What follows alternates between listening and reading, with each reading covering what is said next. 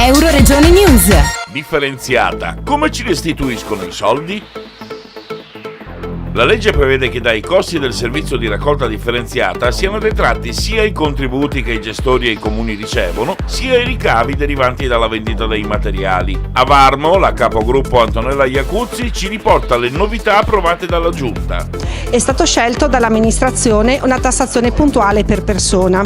In linea di principio sono favorevole a questo, perché effettivamente la logica è che chi più consuma, chi più quindi produce rifiuti, deve andare a pagare.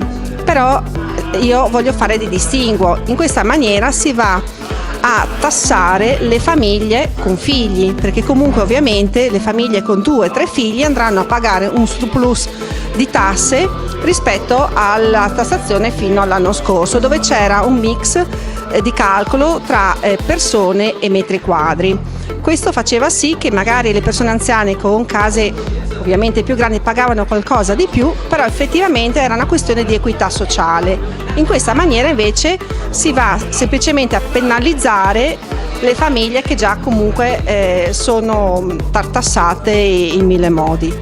In più non c'è stato garantito che a parità di tasse venga dato lo stesso servizio, nel senso che per quanto riguarda il secco residuo finora venivano dati 30 sacchetti, mentre invece adesso i sacchetti saranno 20.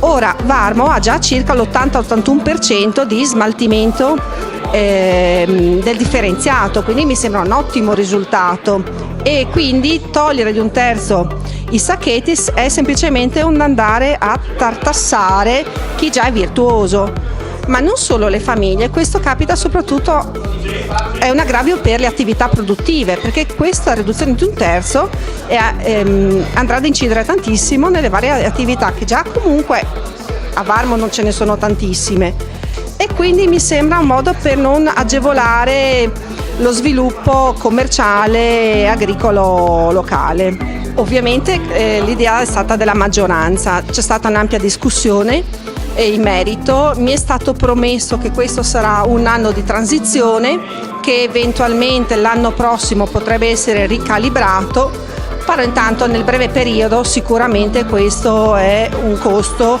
come dicevo io lo vedo come un tartassare le famiglie, le poche attività locali che ancora strenuamente cercano di resistere qua a Varmo. Dal Medio Friuli per Euroregione News, Marco Mascioli. Euroregione News.